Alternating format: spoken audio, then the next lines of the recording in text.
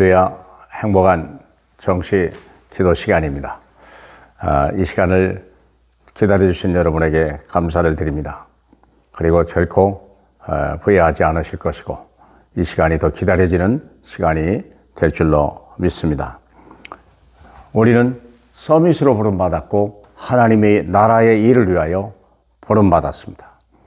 나를 위해 사는 이전의 삶은 이제는 내게 없어져야 됩니다. 우리는 이제 나를 위해 살 만큼 그렇게 그리스도가 허접한 게 아니에요. 그분은 완벽하게 십자가에서 다 이루었다고 말씀하셨습니다. 그게 부활절이잖아요. 우리가 부활절을 우리가 지난주에 지냈지만 진짜 이제는 그 위에 우리가 서야 돼요. 그 십자가 사건 이후에, 부활 사건 이후에 우리와 우리 자녀들이 그 위에 서야 돼요. 더 이상 멸망하는 일도 없고 더 이상 죽는 일도 없다는 사실을 알고 더 이상 우리는 부족함이 없는 사람이 된 거예요. 그렇다면 우리는 서밋이요, 우리에게는 기가 막힌 하나님의 일이, 세상이 대통령도 할 수 없는 일을 우리에게 맡겨준 거예요.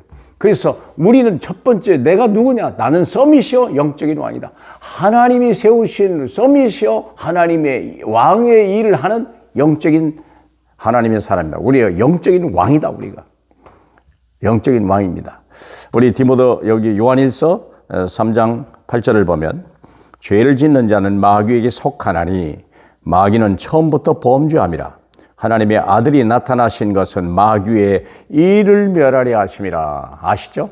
마귀의 일이 뭔데? 요한복음 10장 10절에 보면 마귀가 온 것은 도적질하고 죽이고 멸망시키는 것이지만 내가 온 것은 양들로 하여금 생명을 얻고 풍성히 얻게 하려 함이라. 그게 우리에게 주신 미션이고 그 신분이 왕이에요. 왕.